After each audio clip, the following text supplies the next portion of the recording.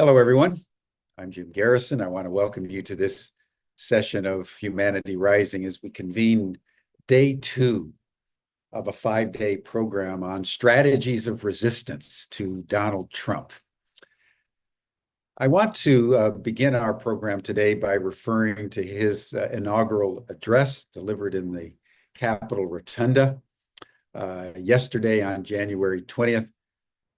It was surreal in a way because it was on January 6th, 2021. That's just 4 years previously that the mob that he incited had taken over the rotunda of the Capitol building, looking for Mike Pence to hang him and Nancy Pelosi and various other people, and an insurrection that has never taken place at this level in the entire history of the United States.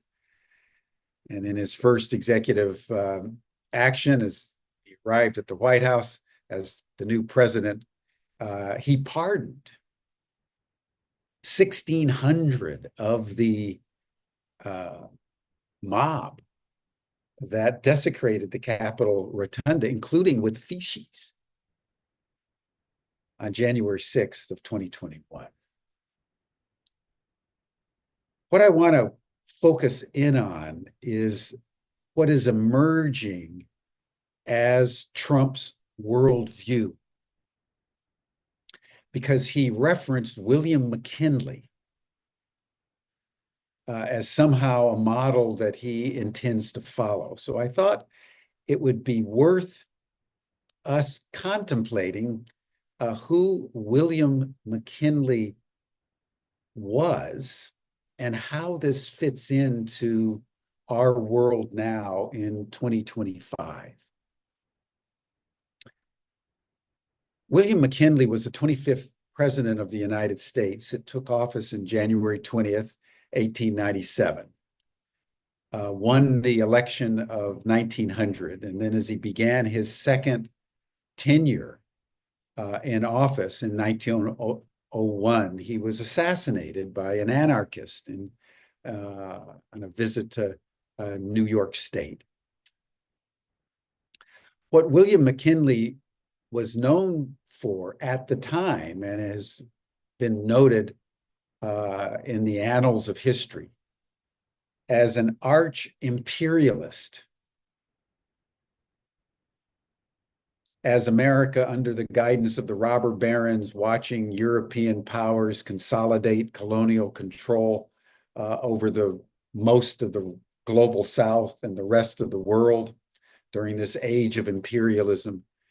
It was William McKinley that really personified American imperialism at that time, inciting the Spanish-American War in 1898, and in the aftermath of defeating the Spanish, seized Cuba, Puerto Rico, Guam, Hawaii, the Philippines, to establish the United States as an imperial power, just like the British and the French and the Germans and the Russians.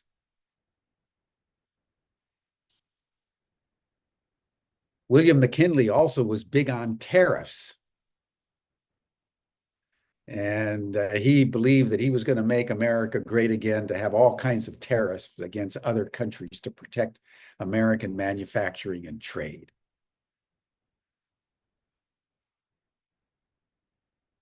Interesting to track this archetypal formation through what I'm surmising is happening in Trump's mind.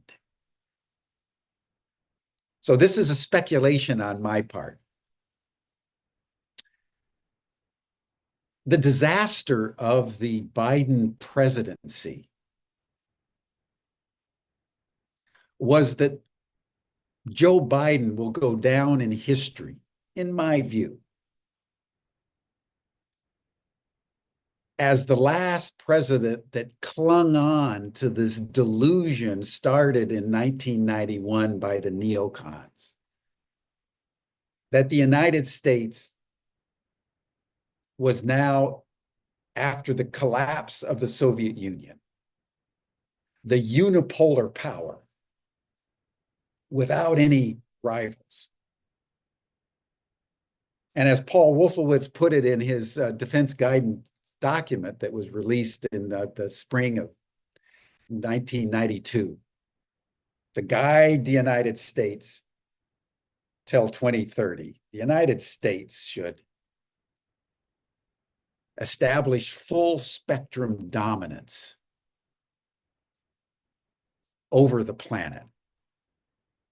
And in particular, make sure that Russia never rose again to a superpower status by breaking up Russia, dominating China, and essentially through the international institutions, the World Bank, the IMF, the GATT, World Trade Organization, use the planet as a resource base to make America rich and powerful. That lasted for a couple decades.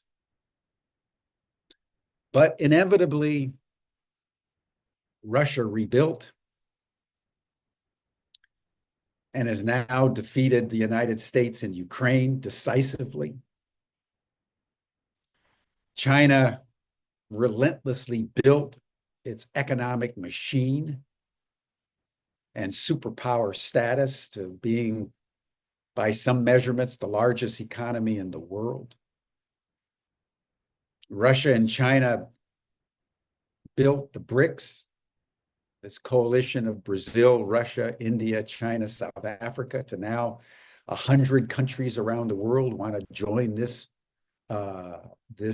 coalition. And the United States and Israel, despite their concerted attempt to create a conflagration in the Middle East and exact genocide against the Palestinians, in the end failed to achieve their goals. Joe Biden will go down in history as that president that tried to defeat Russia and tried to take on China and tried to take on Iran. He fomented more war and more conflict than possibly any president in modern American history. If you think of George Bush Jr., he took on Iraq and Afghanistan, but that was in the Middle East. He wasn't simultaneously taking on China and taking on Russia. The delusion of Joe Biden is he thought he could do everything because America, he said, was the indispensable power, when the reality of our world, it is not and hasn't been for some time. And the rest of the world understands this. Donald Trump also understands this. And so what is going to emerge, in my view, and in the view of other commentators, is now out of the superpower rivalry of the Soviet Union. Soviet Union collapses. The United States has its unipolar moment and squanders it with relentless war. Now we're going to be moving into a multipolar moment with three superpowers: United States, Russia, China, and emerging powers like Brazil and India and Iran, all of whom are in the BRICS coalition. So Donald Trump is calibrating. How does the United States, how do we make America great again? While knowing we no longer in the unipolar moment, we've got to get out of Ukraine because we've already been defeated. We probably should get out of the Middle East because that's really complicated. And China has a sophistication of weaponry now that exceeds that of the United States with its hypersonics. So does Russia. This is where McKinley becomes interesting. Because what Trump said yesterday is he's going to take over, he's going to take back the Panama Canal. So from a geostrategic point of view, the heartland and the backyard of the United States is the Western Hemisphere, which since 1823, when President Monroe, the fifth president of the United States, enunciated the Monroe Doctrine, that no foreign powers could have access in any way into the Western Hemisphere. It was in the name of the Monroe Doctrine that President William McKinley started the Spanish-American War to get the Spanish out of the Western Hemisphere. And while he was at it, he took Philippines.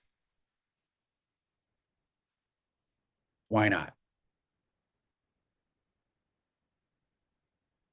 Trump has articulated several times his interest in seizing Greenland.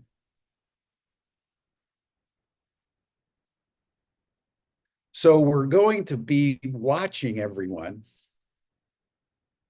some jockeying between imperial powers over the next 4 years. Trump has already says he wants summits with Xi Jinping in China, Vladimir Putin in Russia, and because he wants to be one of the big boys. But he wants to show that he's as macho as William McKinley was. He can take over Panama. He could take over Greenland. As the United States starts to retrench and consolidate. And this leads me to the issue we're going to discuss today about deportation. Think about it. The reason why, in essence, we have these thousands of refugees, essentially, and displaced people coming across our border is because the United States economic and political parties in Latin America and in Central America in particular, and in Mexico, have been so horrendous that people have been displaced, homes have been destroyed, families have been deconstructed. And when people have lost everything, what do they tend to do? They move to somewhere they could somehow make a living. So when a country tries to stop its borders, but doesn't solve the problem, and in fact, what I would predict is that Donald Trump will exacerbate the problems. He's just announced to Canada and Mexico, he's considering a 25% tariff on all goods. You begin to have a complexio where the irresistible force of the immigration overcomes the unmovable object of the police and wall trying to keep you out. So what we need to consider as we understand the emerging Trump presidency is that this reptilian 19th century imperial prerogative in a world in which the U.S. as a superpower is radically declining against the surging power of other countries is going to play itself out, not in a world of full spectrum dominance, but in a world of complicated geostrategic currents, which require a strategic intelligence that I fear Donald Trump, like Joe Biden, does not have.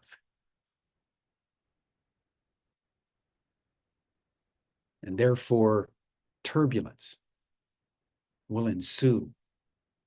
And that inevitable law of unintended consequences that will destabilize world peace and hasten the very decline that Joe Biden and Donald Trump are seeking so valiantly to deny,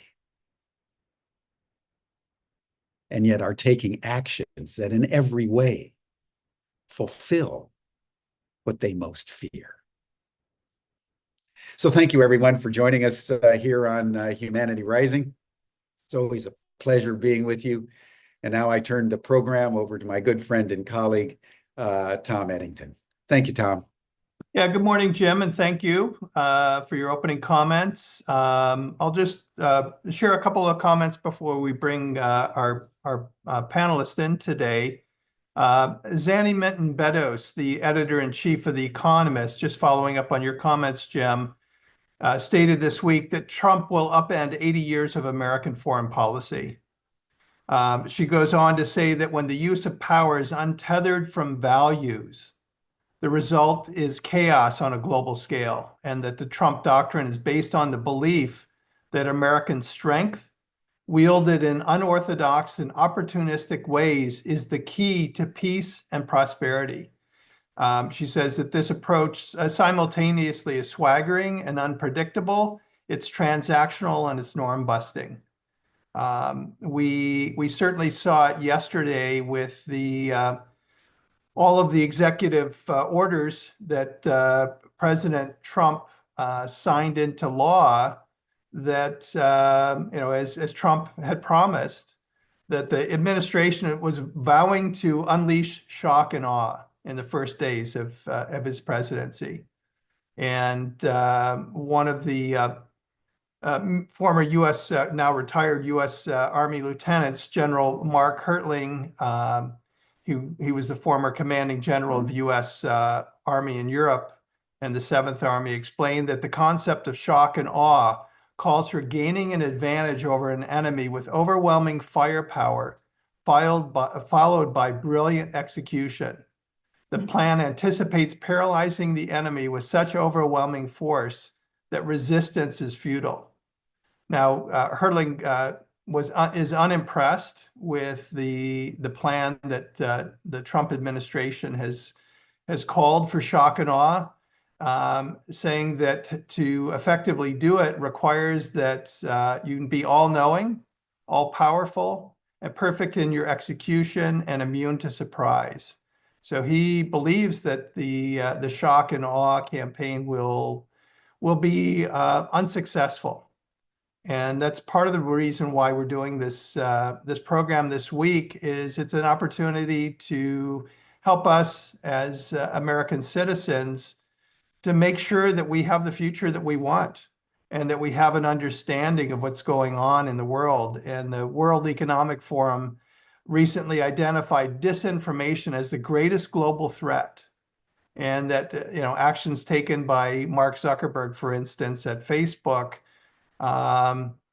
to try and mislead us or to create chaos and upheaval in society. It's up to us to stay informed. It's up to us to make sure we're aware of what's going on. And I'll share my final comment that I recently finished reading Father Greg Boyle, the founder of Homeboy Industries, his recent book, Cherished Belonging. And in the book, he talks about cruelty. And he talks about the cruelty of the Trump administration and many of the political leaders in Washington, D.C. And it's easy to be upset about the cruelty. And he goes beyond that to say that behind the cruelty is someone who's not well. And so I would invite all of us to hold that place that, yes, it's easy to respond in anger. It's easy to respond in violence when we're witnessing cruelty, but understand that we're dealing with people who are not well, because no human being, and transitioning into this conversation around immigration, no human being would be treating individuals, whether we're talking about the transgender individuals or women in our society or immigrants, and othering them in the way that folks are being othered, unless you're just not well. And with that, that opening comment. I would like to invite Laura Jimenez into the conversation. Laura, welcome. Absolutely delighted to have you with us today. And I'm really looking forward to this conversation. And so I would just invite you to share any opening thoughts you have before we go into dialogue about what's happening. Good morning. Thank you so much for the invitation and having me on this morning. Wow, so much was said, and I saw so much in the chat, and I probably won't be able to see what's happening in the chat from now forward, but I'll pay attention to the yeah, chat and bring it in as appropriate.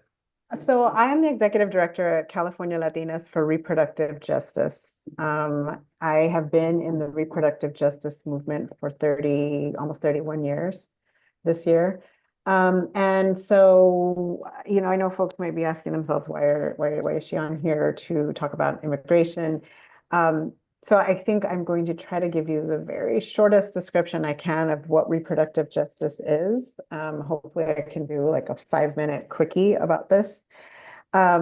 Reproductive justice is an intersectional movement that was created by women of color about 30 years, more than 30 years ago. In 1993, the term reproductive justice was coined by Black women in Chicago at the time that the healthcare reform was trying to be passed by the Clinton administration. And also following a series of international conferences around reproductive rights, population, and development. These women of color who are my elders, my teachers, the people I learned from, they basically had come up during their time, during the second wave of the women's movement, and were constantly being told by the white women of the mainstream movements that women of color really were not supportive of abortion rights.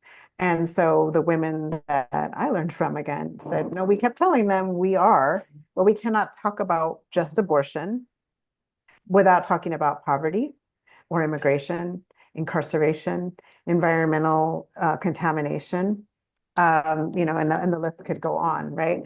And so it has to be an intersectional movement. It has to be intersectional work.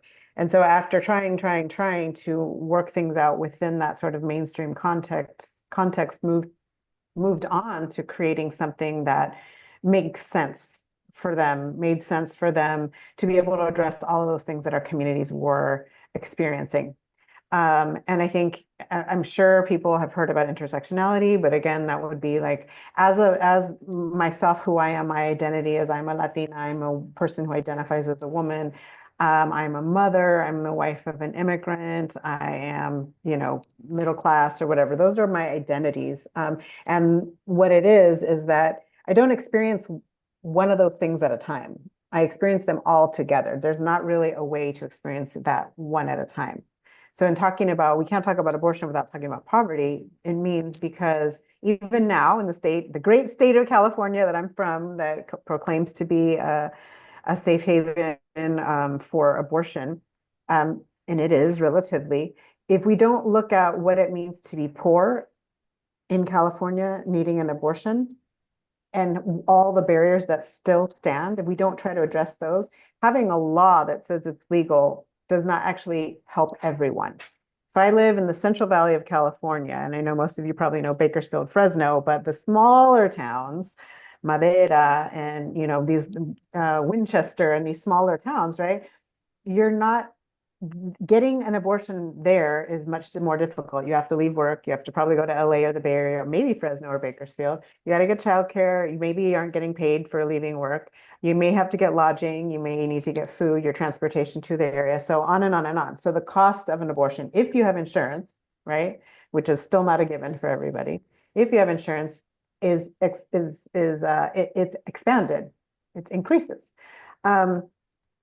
So making sure we talk about all those things at once is important. And so in trying to wrap the definition of reproductive justice in the 5 minutes, I said, there are 4 tenets, and some people have expanded to 6, and I'm sure you'll see more. We're an evolving movement. We love to see where we have maybe missed something and adapt.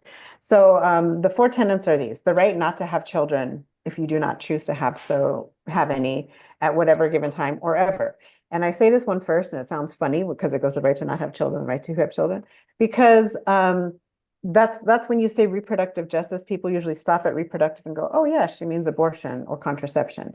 And so yes, we are talking about the right to access abortion services, contraception, options around contraception, comprehensive sexuality education in your schools, having the right to access all of those things freely, safely, and affordably. The second tenet is the right to not have, the right to have children, right? And this is something that came as a very, it was very unique to this movement formed by women of color, because in the history of this country, the eugenics movement, which I think is really important to talk about in with this topic we're talking about today, the othering of humanity and immigration, the eugenics movement made decisions around different populations that that Mexican women were not really valuable, that we were less than human, or less than European human. So it was okay to decide to sterilize them. Black women in the South, Native women on reservations, Puerto Rican women on the island, and in New York City and in this country. So making sure that we have the right to have the children we want in safe, violence-free, healthy environments is important. Third tenet is the right to parent the children we have, which means, and create family in whatever way we see fit, and be able to not lose our children to state-sponsored violence, to state interference, aka welfare or children's services, to not lose our family members to immigration policy, to not lose our family members to incarceration, to live in healthy environments that are not contaminated by industry, by systems. And the fourth tenet is the right to bodily autonomy. And this really is meant to say, we're talking about not only abortion, but we're talking about the right to declare who we are, what our gender is, and what our sexual identity is, and for that to be respected, learned about, and for policy to follow that tenet. So that is the very brief definition. There's so much more. We do trainings from 1 hour to half a day to a full day on those. So that's very brief. And I want to say that because that is why I'm here today on this. Well, one, it's also schedule related. I couldn't fit on the Women's Sovereignty Day, but I'm here on this day around immigration. And so I'm going to just back up for a minute to say that when we're talking about the othering of humanity, and when I talk about reproductive justice, first of all, I'm talking about acts and movements and communities of resistance that have existed in the most vulnerable and oppressed people since the time of the colonization of the land that we live on, that's called the United States now, right? So we all know, right? We know that people were brought from Africa enslaved. People were enslaved. There was genocide against Native people. Asian people were also brought as laborers. And so we know that all this time there has been resistance. So Native families whose children were taken to boarding schools would, try to get them back. They would hide their children. They would, move like Jim was talking about. People move when there's oppression, right? They were forced to move internally. They were forced to leave their lands. Their lands were stolen, right? But there's always been resistance. There's always been resistance to that. And so I think what's important in considering this question, the othering of humanity, right? And as it pertains to immigration, as it pertains to reproductive rights, as it pertains to the queer and trans community, is the systems, the institutions, and the people in power still have decided that certain people are valuable and certain people are not. Certain people are disposable and certain people are not. So when we talk about eugenics, right? The scientific practice it's a science, right? Eugenics, to talk about, the selection of the fittest and all that good stuff when applied to people. So all the crazy science that happened in the early part of the 1900s, what we did in this country, and being very honest about forced sterilization that happened by law in the United States of America, in California, which sterilized the most people in the country, people who are wards of the state, people who are institutionalized, people who are in hospitals.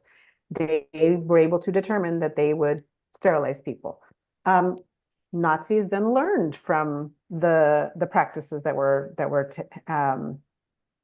what was practiced in California. They actually learned from what was happening in California, which is a disgusting fact.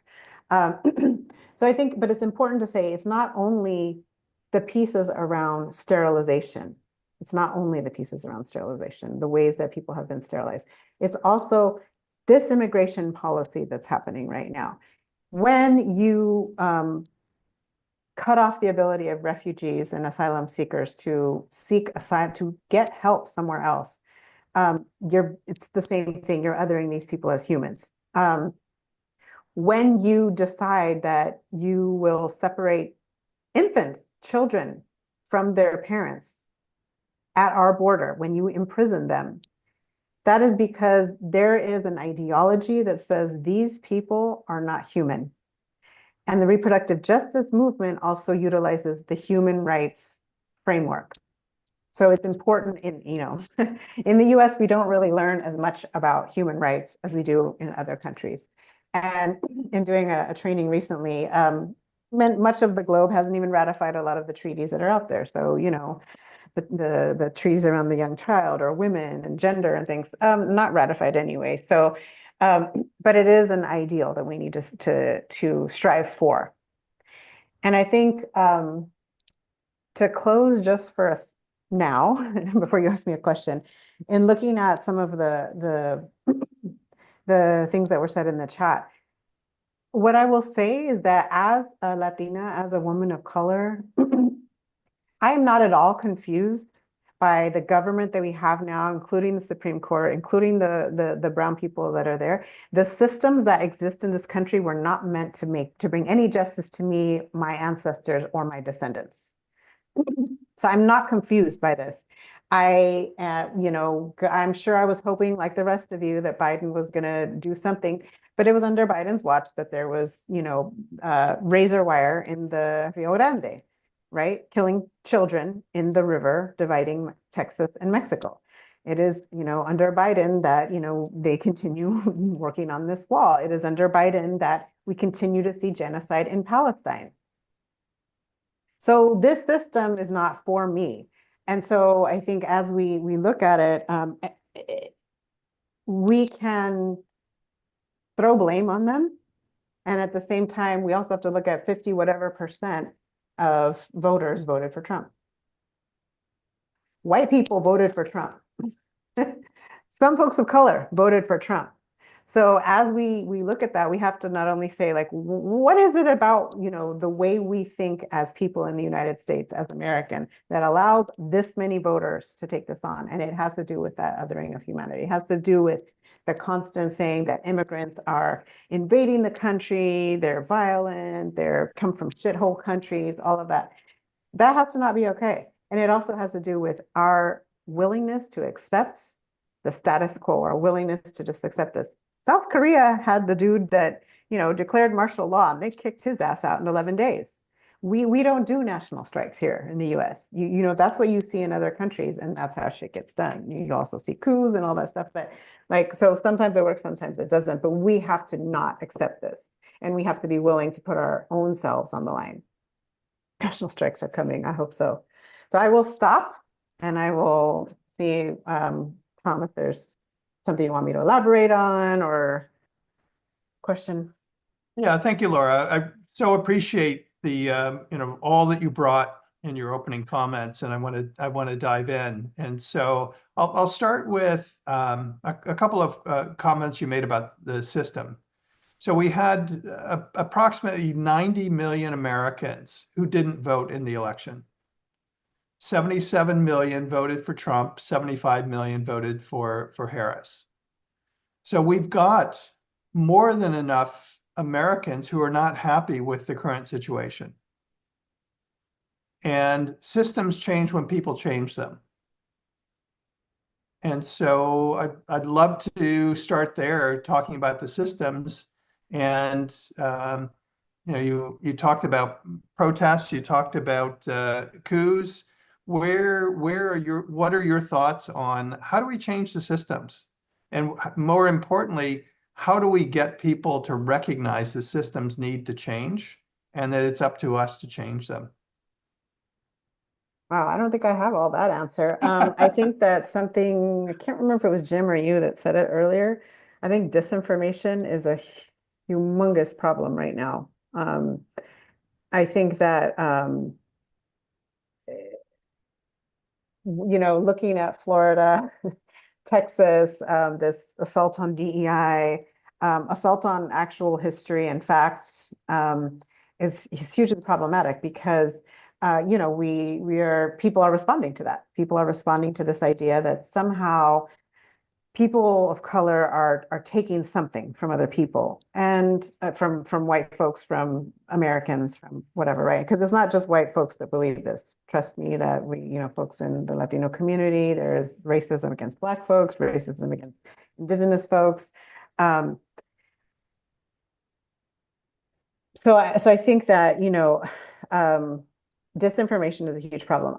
I think I was in a session several months ago, and I think one of the best pieces of advice I heard was Loretta Ross, who is one of the founding mothers of reproductive justice, was basically, I think it was her who said, like, we basically have to work on this on all fronts. Mhm. So at my organization, CLRJ, we do policy work in the state of California, and sometimes we dabble in federal or local, but mostly it's on the state level. And so we are doing policy work, but I'm not at all, I don't really believe that that is going to be the be all, and that is not going to solve our problems. It took us 500 years to get to this place. It's going to take us a really long time to get out, but it has to be like the policy needs to be worked on in the meantime, right? In the meantime, while we're trying to figure out abolition or decarceration or criminal justice reform, whatever you call it, there's still people who are considered less than human. Again, again, going back to this othering of humanity, they are still human, that are existing, they're living inside of prisons all over this country and a lot in California. And so while we do that, for example, in California, we just passed legislation saying that if you're pregnant and you're incarcerated, you are going to get a certain amount of ounces of clean water and nutritious food. So it's ridiculous that we need to do that. Because everybody should be getting clean water, not just the pregnant people that are incarcerated. But while we work on the systemic issues, we have to attack policy little by little. Because while we are sort of trying to organize communities, get people behind us to move, to protest, to strike, whatever, we still have to deal with people that are being oppressed, right, and violated in whatever ways they're being violated. So I think it's community organizing, it's policy, it's addressing misinformation and disinformation, it's culture shift in communities. So a lot of what we deal with, especially in California, in Latino communities, is addressing what disinformation exists around, for example, around abortion, right? So as these laws have changed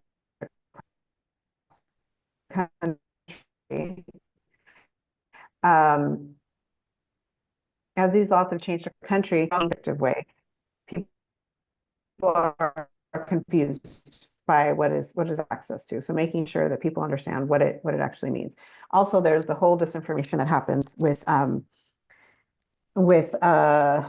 the anti-abortion folks who like to say things like, having an abortion causes breast cancer, or, there's an abortion reversal pill that you can take, or whatever, right? And then our Supreme Court has backed these folks up, right? In the case of the crisis pregnancy centers, crisis pregnancy centers are clinics that are in communities. Clinics, that's a very loose word. Clinics in communities, they target communities of color. Often they're the ones giving the free diapers, free formula, whatever, that will then lure people in with those things, and then do things like tell them that your pregnancy is not as advanced as you think, or it's more advanced than you think, so you can't have an abortion yet, or you have more time to think about it. So addressing those deliberate those deliberate messages that come into our community are also very important. And you know, in all communities, it's really about like taking whatever the issue is and just peeling back the layers. Just really, you've got to peel back the layers. So whether it's about abortion or immigration, Jim was addressing this earlier. I'm in the Dominican Republic right now. There's many immigrants that have left the Dominican Republic, the beautiful Caribbean, to go to New York City. I lived in New York City, wonderful place. I don't know why anybody would leave this island to go over there. The only reason you would do that is if the US and other colonial powers are fucking with your country so much that you have to leave because you need to support your children and your family, right? So if we just start to say, like, why are these people here?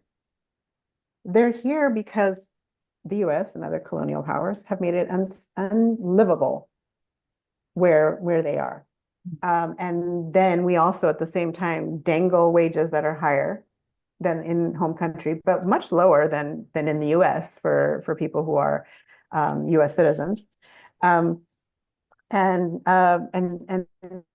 bring them in also because we have a demand for cheap labor and we allow that to happen. We pay farm workers. There's no minimum wage for farm workers, right? So we exempt the people who provide the services that people who have money, who are in power, do not want to do: childcare, elder care, service industry, factory work, farm working. All of those, we have a demand for that kind of labor, and Americans don't want to do it. And I use the term Americans roughly because America is the entire set of continents. I think that there are multi-strategies. Yeah, thank you for that. There's a lot there. For me, as Jim mentioned, and I think as most of our viewers understand, we've got 50, 60 years or more of failed policy in Central and South America that's created the problem. We don't want to own it. We don't want to take responsibility for it. We refuse to acknowledge what's really going on. Our food system here in the U.S. is highly dependent upon both legal and migrant and illegal immigrants into the U.S. Our healthcare system, as you were talking about, or at least a portion of our healthcare system, our construction industry, each and every one of those are going to be devastated with the actions that the incoming or the now new president has taken. And I don't know how we're going to find our way through, but it's an extraordinary challenge. And what I'm most concerned about all of it is just the unwillingness, the abject fear, anxiety, oppression of human beings, and the inability to see each of the people who are being affected by this as human beings. Can you? I know we were having a little audio problem, Laura. Are you able to connect now? I can hear you. I can hear you. I can hear Okay. you. I think it was going well. I could try to go back on camera and see how that goes. Okay. Yeah, you were, for the most part, I'm you sorry, were can you tell okay, me the but there question? were. I was just commenting on how there's the policy side, there's the economic side, but then there's the human side, and I'm struggling with the othering and the inability to see human beings as human.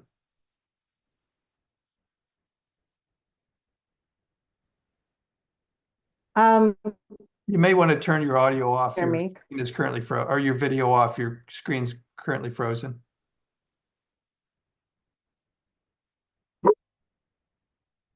Laura?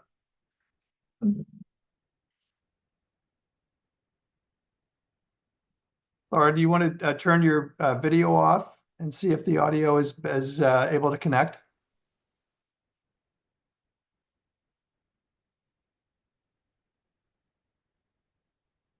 How's that, Laura?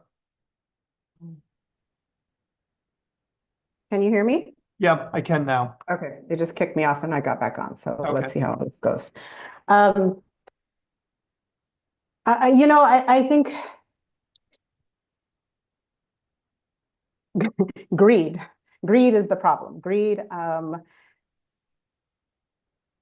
you know, the exchange we and the who, you know, were original people on this country, in this country, on this land, right, that we had with the people who showed up was violent, and it was based on greed, right? It was so I think, you know, that's where the othering starts. And I think it also, you know, unfortunately, it comes there, it came from Christianity. So I think there was lots of rationalization about there's rationalization about slavery, there's rationalization about taking land from people who are already here, which makes no actual sense to say, I can just show up at your house and take your stuff. But we continue to say this is okay. I mean, we're watching Israeli settlers do this for the last 78 years in Palestine. And everybody and the world powers are allowing it to happen, you know. And so I think it is, you know, is these things. It is the desire to have more, to be more. Who needs billions of dollars? You could never spend billions of dollars in your lifetime, but what you could do is feed everybody on the planet. What you could do is make sure everybody has a home in this country and all the, you know, other countries where houselessness is an issue. But we turn it to, and you hear this from, you know, you can, I'm sure you can talk to people in your family, you can talk to people in different communities who will talk about, well, you know, if that person is homeless, I mean, there's a lot of like, oh, they're probably a drug user, or they did something wrong. They did something wrong to be there. When actually the issue is that as a society, we have not made it a value, we've not made it a priority to ensure that every person has a place to live, that every person has food. And in many traditional societies, that is not how things work. Like if you have food, you share it with people who need it. If you have a place to live, you share it with people who need it. But we have allowed this rhetoric and this messaging that comes talking about you know, drugs, welfare queens, you know, people being lazy, not wanting to work. You know, it's crap. You know, it's crap. We have created a system that forces people to live in that way. And then when, you know, when cities say, well, we're not going to ban sleeping outdoors, the Supreme Court, you know, California goes to the Supreme Court to get an order that it's okay to ban sleeping outdoors. It's okay to round people up. This is the we are willing to let people live subhuman lives. We're willing, and I'm saying we because collectively we are allowing this to happen. Yeah, so picking up on a couple of things you said there. One is greed, and I fully agree. Greed is certainly one of the foundational pieces. Ignorance is another foundational piece, and then there's willful ignorance. And so I'm wondering, you know, in terms of what we're seeing coming out of Washington, D.C. yesterday and over the next couple of months, what you and your organization and some of the other organizations you work with, what you're going to be doing and what it is our audience can be doing to, on a, you know, grassroots level, stop what's happening and not comply with what's coming out of here in Washington, D.C., whether it's the White House or the Supreme Court or the Congress. Well, unfortunately, what we did during the last Trump administration felt like we were standing in the outfield with multiple of those pitching machines throwing balls all the time, all over the place. And so it felt like we were just trying to catch the balls, not let them drop. And you know, by 6 months, a year in, we were just exhausted. So I anticipate us being also, you know, again, trying to field the balls in many places. We have since the Supreme Court ruling on Dobbs in 2022, What our attention has been turned to making sure that we are countering disinformation around abortion in California, in Los Angeles specifically right now, and that we are being as supportive as possible to our partners in other parts of the country by, adjusting our laws to protect the privacy of patients, by adjusting our laws to protect the providers. There's fundraising that is done, and to continue supporting. And I think what's important in this for this session, right, is to continue supporting the organizations that are doing the defense of immigrants, refugees, people who are seeking asylum, trying to do the best we can, and then at the same time really trying to envision and dream of a world where this is different. What is it we want to look different, right? The right has unfortunately had lots of money and time and spent a lot of time putting their long-term agenda together, and with the new configuration of the newish configuration of the Supreme Court, they're really kind of, they're in charge of all the bodies of government right now, all the branches of government. And so it makes it very, very challenging. And just, like hoping that one or two of them will see that this is, it's a bad idea to do whatever it is. So, at the same time, also, trying to make change, trying to get people more engaged with the system, which is very hard right now, that since many young people, many folks of color feel very disenfranchised. And as I said, I vote. And at the same time, I'm very clear that the system has not helped me, right? And does not help my people, not yet. Not in ways that affirm our humanity, not in ways that say that we're important. I think what we will see, I'm very curious to see how this immigration piece plays out in some ways, because I don't think his billionaire friends will really be that interested in the mass deportation of all the workers that pick the food, because the Americans aren't going to pick it, or all the folks that, that's just, I think you're already seeing Elon Musk and the other guy who were talking about the H-1B visas. Okay, that's the skilled professionals. So how what are we going to do here? And when it gets bad, when poverty is bad, when all of this stuff happens, how are they going to address it? So we will continue on our front doing what we have been doing, which is educating, providing information, doing training, doing policy work, organizing our communities, and connecting with other folks across country. And how can our listening audience support you in the work that you're doing? I think it's important to, if you haven't heard of reproductive justice before today, we do trainings, not only us, but other organizations. You can follow us on social media. The organization is called California Latinas for Reproductive Justice. We are on Instagram. We're still on Facebook. I think we've moved to Threads. I don't know if we're still on X. I think not. So yes, following our work, obviously donations are always welcome. We try to we use those to work in community, to do the organizing work that we do, and to support other work across California and across the country, and sharing the information with friends. And I think it's also being willing to talk about this, to stand up to family members, to stand up to people in your community, to, like I said, peel those layers back on an issue. It has to be done. I would also say, and I remembered that I think I saw somebody comment, I saw one of the comments, that reproductive justice is not a women's issue. Reproductive justice is an issue for all people of all genders. And I think that for too long, reproductive anything, health, rights, justice, turned away to being something that women have to deal with. And it is absolutely dangerous to do that, because whatever terrible policies pass towards women will eventually be used on other people. And also, we're not we physically give birth. People with uteruses and vaginas physically give birth. But we are not the only people that are involved in the creation of family, in the act of reproduction. And so it has to be important to all of us. It has to be important to all of us. Yeah, I want to pick up on something you said. You were talking about Vivek and Elon and their interest in the H-1B visas.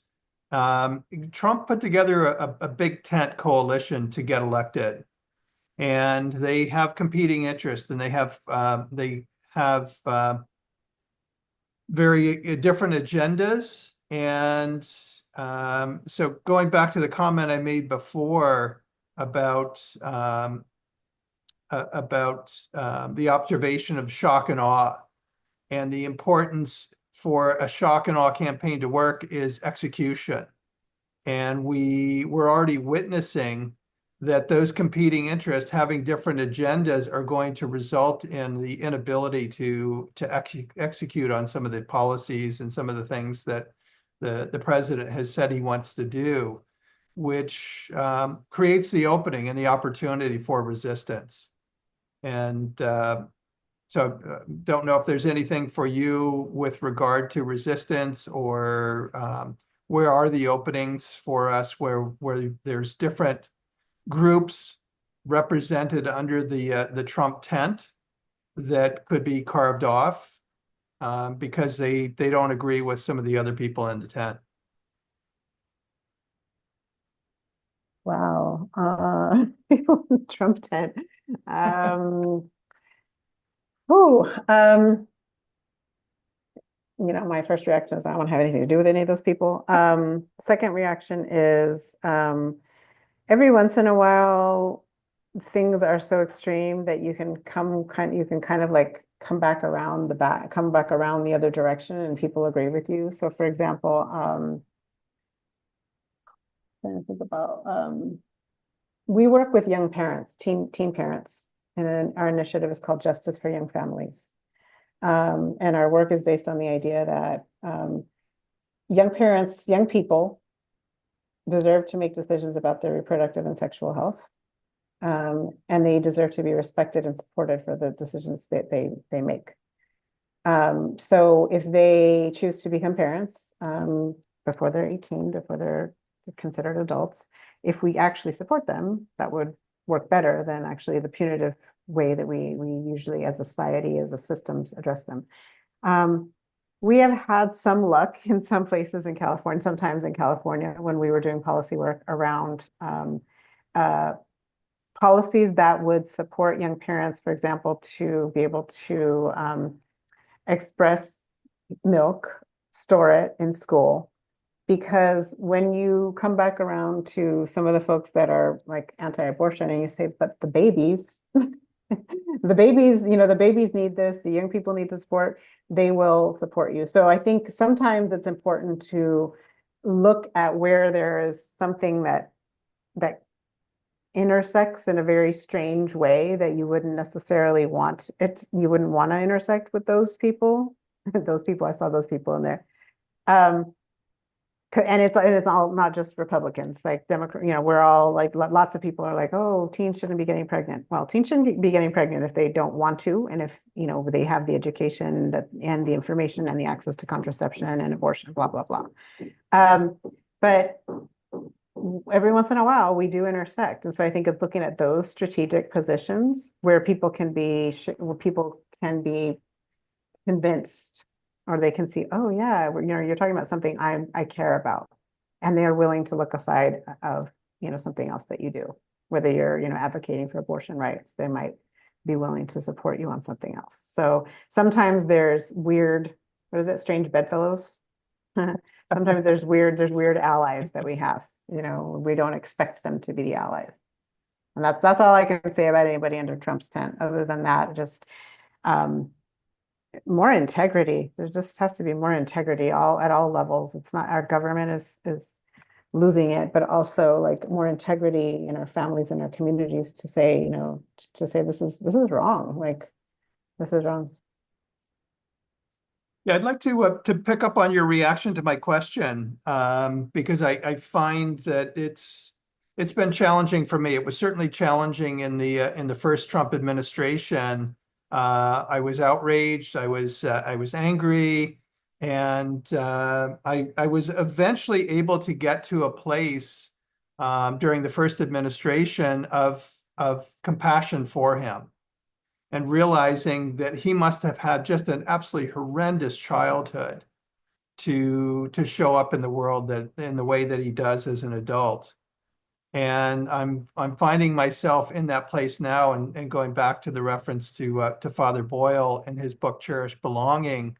I'm finding myself being challenged, but genuinely wanting to not other anybody who voted for Trump, and not other the folks who are supportive of some of the policies, and wanting to understand what's behind their beliefs, what's behind their actions, what's behind the choices they're making. And it's incredibly challenging. And I think it's an opportunity for each of us as human beings to find that place and step into that place of who we are. And I don't know if you have any thoughts on that, but it's not an easy challenge from my own personal experience.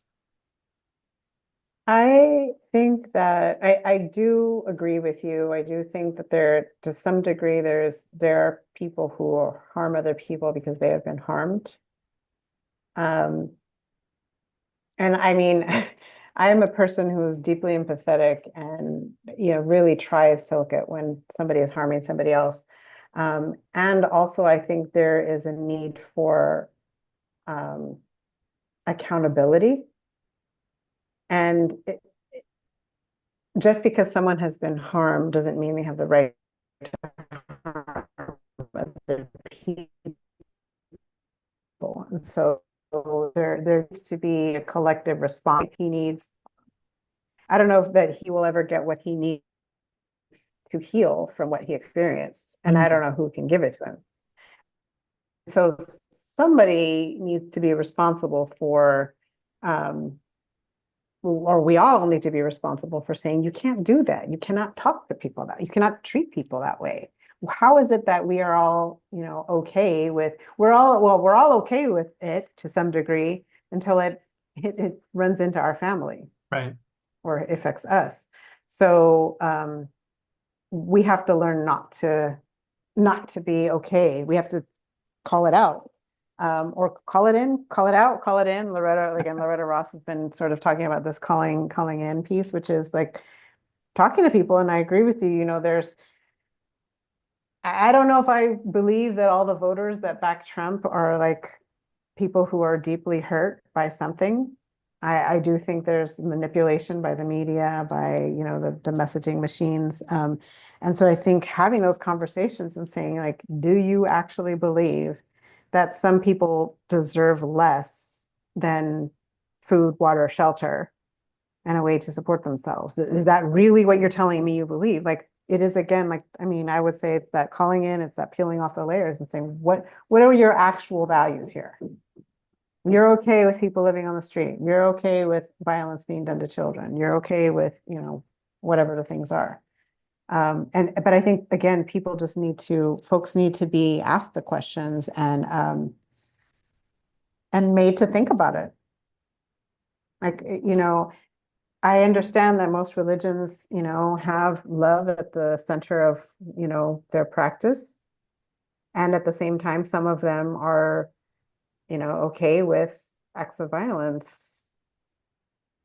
And, we have to question all those systems and institutions and the people who are spouting that nonsense. Yeah, as I shared in yesterday's broadcast, I'm here in Washington, D.C. this month, and I went to the Capitol on Saturday to walk around the Capitol grounds. And as I was walking around, almost every single person I encountered was wearing MAGA gear. There were a number of folks that were wearing deplorable gear. And for the most part, didn't want to engage with anybody because I didn't know how I would respond or how they would respond. There was a group of young men all dressed in MAGA gear that came up to me, and they were handing out stickers with the American flag. And one of the guys tried to engage me in a conversation, and on the back of the sticker was a reference to Jesus and a quote from Jesus. And he wanted to engage in a conversation around Jesus as he's standing there in MAGA gear. And it was it was surreal. Intense. And I had to walk away. I just said Yeah. thank you, but no thank you. And I walked away. And as I shared on yesterday's program, I walked over to the Supreme Court building as I was standing there in front of the Supreme Court and reading justice under law in front of the Supreme Court and surrounded by police as they're readying for the inauguration. I just spontaneously broke into tears. Mhm. And Yeah, and I think, you know, we also have to be willing to, I mean, we also have to be willing to, we have to, I mean, the founding of this country, right? This crazy country was about like questioning laws that were unjust, regardless of what they were doing while they were here, right? That was all unjust. And so it's not enough to have three bodies of the government that are going to help implement law when the laws are racist, sexist, homophobic, transphobic, you know, violent, whatever. That's not enough. It will not ever be enough. So I think that, you know, we all have to kind of, I feel like, you know, I've been in pause mode since the election, just, you know, trying to regroup and like, what are we all willing to do here? Who are we willing to confront? Who are we willing to have conversations with? And I think, you know, some of us are trying to survive, right? Like I know I could say I will probably be fine in 4 years because I have, you know, somehow managed to have an infrastructure in my life that provides me with enough resources for myself and my family. But not everybody's going to be okay. People are going to die. People are going to not have homes. Some people in LA are going to lose their homes. They're not going to have a place to live. And so we will not all be okay. And how many people are we willing? How many is it that's too much? I heard someone saying this about Palestine at one point. How many dead children? It's too much. Yeah. Well, I'd like to invite Jim back in as we wrap up the program. But you know, your point is one to ponder. You know, how many people have to die? How many people have to suffer before we return to our humanity? And I don't know either. I'm not looking forward to the next 4 years. Yeah. Oh boy, thank you so much for your insights. Just a quick question about what do you know? I mean, from what you're picking up, you know, through the community, is in store in terms of the deportation. Do you know anything about it? Do you have any kind of like inside information? Are you gearing up? I've heard, for example, that they were going to start in Chicago. Do you know any details at all about what Trump has in store? I don't feel like I'm the person with the inside information on that. I think I heard the same thing as you. I heard Chicago, New York. Just so that you know, in California in the last week and a half, it was since the fires, there were immigration checkpoints in the Central Valley, and I believe somewhere in Southern California. I cannot remember where. I think it might have been in LA somewhere. So there were already immigration checkpoints happening under Biden. But I do feel like a lot of stuff has rapidly kind of geared up preparing for Trump. I think, you know, yeah, I don't have more information than you do on that. I do know that like immigration rights organizations, have been trying to speed up doing know your rights trainings, um, sharing out like little cards that have know your rights information on them about what you have to answer or don't have to answer if you're approached by immigration. So that I know has started and had started from before. I know, for example, in California, there was just a special session of the legislature in December for the legislature to try to address the anticipated moves of the Trump administration towards California, which he's very angry with, and trying to attack some of the laws we have already put in place to protect immigrants who live in our state, or poor people, or people trying to get abortions or whatever. So I do know that did happen in December, and so there's already some preparation happening in our state, and I'm not really sure about other states. So I think we can expect it all. He is clearly not, nothing is too much or too far. Like there's no such thing as going too far for him, is what it seems like to me. Jim, I was reading yesterday that, or maybe it was over the weekend, that the plan was to do a shock and awe with Chicago. Yeah. And Yeah. the plan got leaked, and so they had to change their focus. And so they're Oh. being much more careful now about where the shock and awe is going to happen. I saw some reports this morning. San Diego is one of the targeted cities, and there were a couple of other targeted cities, but they had been mobilizing a whole force to go after Chicago first until it got leaked. And they were concerned it wasn't going to have the impact they were hoping for. So they were having to retrench and find another city or several cities to go after. Then another question, I'd like to probe a little bit more deeply about this strange phenomenon of why so many people of color voted for Trump. Because I think it's worth contemplating in the following way. What I gathered from a number of articles is that many of the people of color voted for Trump because so many of the illegal immigrants that were coming across the border were showing up in their neighborhoods and causing a problem. Just too many people on the streets, homeless, wandering around, and there was concern about that. That struck me as an inadequate answer, but it really is a puzzle, not only among Latinos, but Black people. Barack Obama, for example, had to do a big last-minute push with commercials and so forth, trying to shore up the Black male vote for Kamala Harris.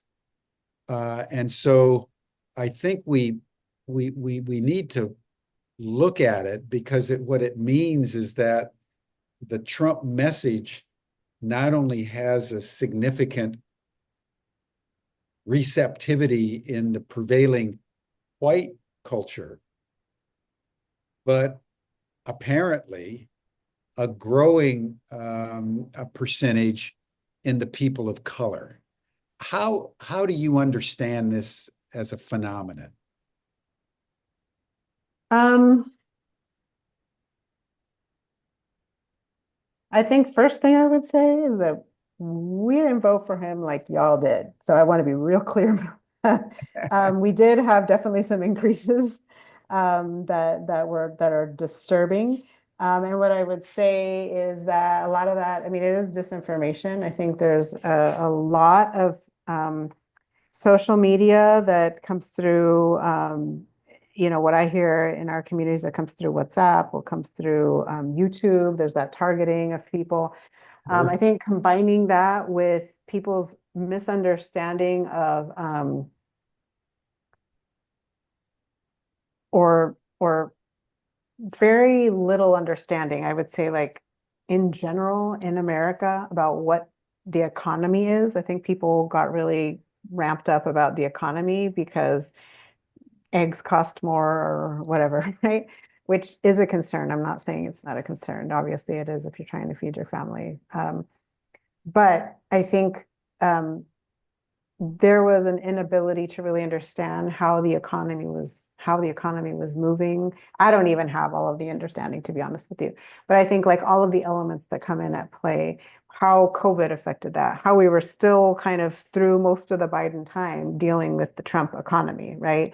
And so I think really folks not understanding that and then, saying, yeah, you're right. It is, stuff is more expensive and I do have less money. And then there's, I think,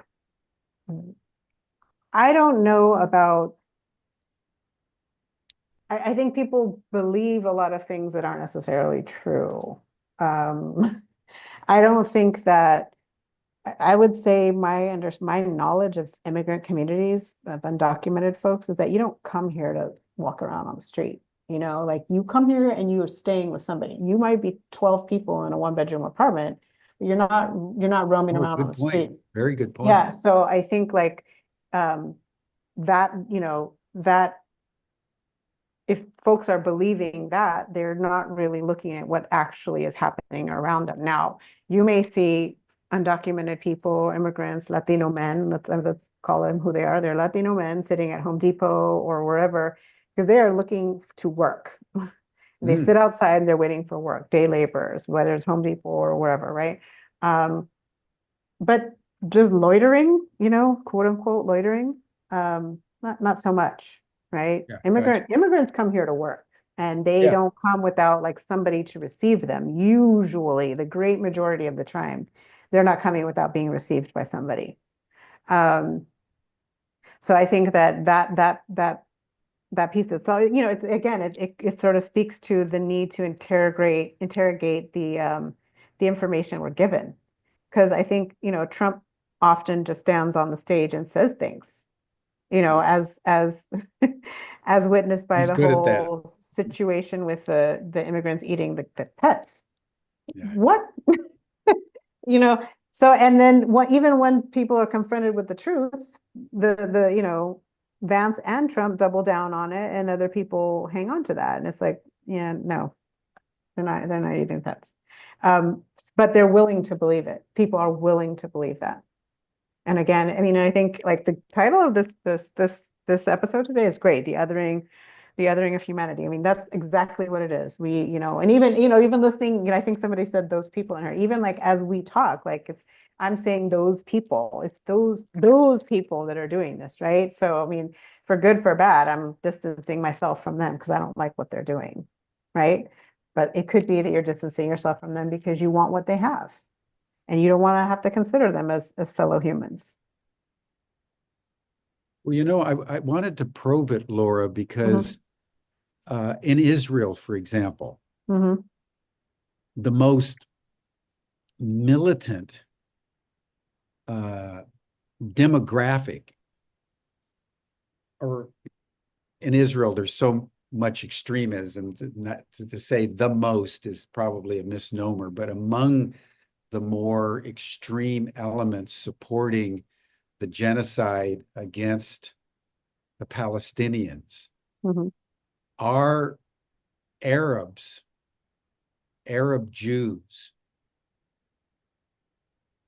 who themselves are Arabs. And there's been some studies on how this happens. And there's something in the psychology of a new immigrant that wants to show that you're more Israeli than the Israelis, or more American than the Americans. And if this means stamping on your compatriots, you're willing to do that because you're trying to prove something about your eligibility in the new culture. And it's a puzzling phenomenon, but it's I think a very real one in a world in which things are becoming so fragile and tenuous in terms of any kind of foundational solidity, that people are clinging on much more tightly than they would normally do to any kind of vestige of belonging that's required to justify them being where they are. So I just wanted to put that in as a conceptual question. And then the particular question I wanted to ask you about one of Trump's executive orders that I found puzzling. Of all the executive orders he could have done about the deportation or the general issue, is he says he's going to deny citizenship to the children of both the illegals, but also the temporary workers, the ones who don't have full citizenship. And I'm just wondering why out of all the available options, he would have chosen that one. So those were the two questions I have, and then we can close. I think that to go to the first thing you said, I think that, and I don't want to, I'm trying to be really careful not to suggest that people aren't smart, because I don't think that's the case necessarily, you know. I mean, I think that, and so what's like disturbing, for example, is when you have states like Florida who are deciding that they're going to omit parts of historical record that they don't want to share with people. It's disturbing because then we are having our children go to a school where a certain history is being shared, history within in quotation marks, right? And so it is then impossible for them, even though they are, again, quote unquote, educated, right? They're being educated. They're not being given the information they actually need to be able to think critically about what is happening in the world. And so I think that I'm not at any kind of a way an expert on what's happening in Israel and Palestine. So what you're telling me just leads me to think that there has been a, you know, almost 80-year-old, there's, you know, campaigns within probably schools, the public Very good schooling, point. all the systems, the religious yeah. institutions. And I mean, you see it here, right, with like the whole evangelical sort of like support for for Israel, right? Regardless of the fact that they're murdering children. And I mean, it's not just that they, you know, children are not more worthy than other people, but it feels particularly egregious. So, but there is something they are learning, something folks are understanding that may or may not be factual, but they are, and it's permeated an entire culture, right? That's my guess, that's permeated an entire culture. And so I think that is what, you know, is trying to happen in the US, right? With this kind of weird reformist history that they're trying to do. And unfortunately, where it is for myself, you know, it is disturbing that then children of color, Black children, right, are then going to have to learn this history that omits the ways that their ancestors, you know, came to be here, came to resist, Exactly. you know, fought for justice, whatever, right? Like that's terrible. Like it's criminal, and the state of Florida is like, okay, cool, like cool, because they have convinced people that that white people are being discriminated against because folks of color can, you know, are equally qualified and can do jobs that they would also like to do. And so when I went to college, I left for college in 1990. I went to the University of California, San Diego. I had a 4.2 grade point average. I worked my ass off to go over there. I got there and there was flyers up at the campus that said, you know, are you supposed to be here? And then they were referring to affirmative action. And I remember like looking at it, because I had been high school students had been telling me, my colleagues, oh, you know, oh yeah, you're a woman and you're a minority. You can do whatever you want. and you can go wherever you want. And so I internalized that, like, oh, I got something that other people didn't get. And then at some point I was like, I worked really hard. I got a 4.2 grade point average. I got a scholarship to this place. I deserve my place here. But when those things are being, I mean, I don't think that the campus administration was putting the flyers out, right?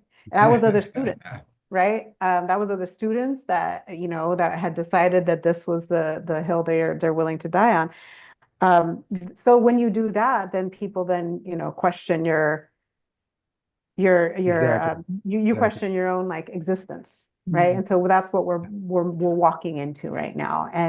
Exactly. And then we're Yeah. willing to say like, oh, well, if that's the case, those, you know, if we're not understanding history because we're not being taught it in the right way, then we're going to be mad at other people. We're going to think they're a threat instead of, you know, thinking of, you know, our worldview has to change. Our worldview has to change. And some communities traditionally have that, where it's like we are all like, we weren't seeing each other as different races. We were seeing each other as different relatives. Those are different relatives that have come. And they've come here to, you know, whatever. They got here, and we are, because they're relatives, we're going to feed them, right? Instead of coming and saying, what do you have that I can take?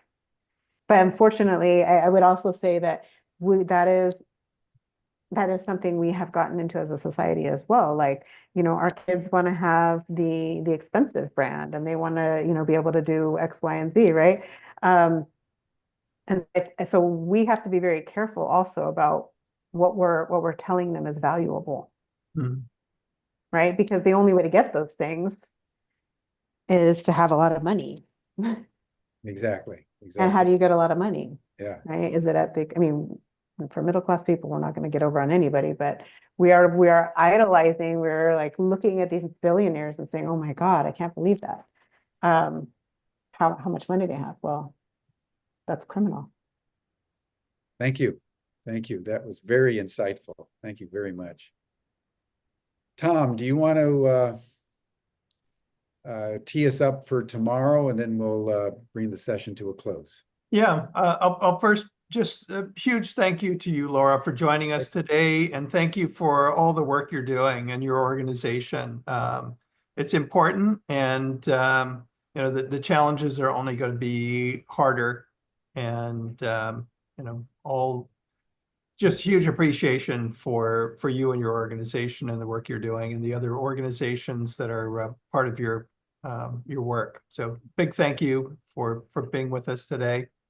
Tomorrow we're going to shift our focus. The incoming administration has been really clear. There's four targeted populations. I personally hold that they have failed policies, and so it's important to make enemies, make people wrong. And so tomorrow we're going to focus on the transgender population, because the administration has been really clear in his inaugural address yesterday. President Trump was really clear that's another population that's been targeted, and so we'll hear from that population tomorrow. And we've got two wonderful guests joining us to share their perspective and their take on where we are. Thank you, Tom. Thank you, Laura. You know, Laura, I just want to say,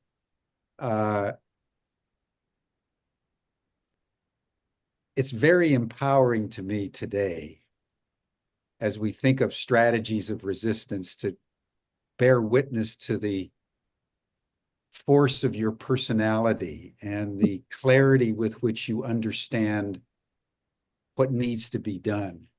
You know, oftentimes, particularly with a guy like Donald Trump, you get overwhelmed with that personality. And we sometimes forget that for every Goliath, there's a David. And there's lots of people like you that are out there that are taking it all in, and now strategizing with even more perspicacity of mind, the resistance, and how we're going to continue to honor human dignity, even under escalating adverse circumstances. So I just want to pay tribute to you as a person, and just acknowledge that you're doing something heroic and very deeply noble. And that gives me hope.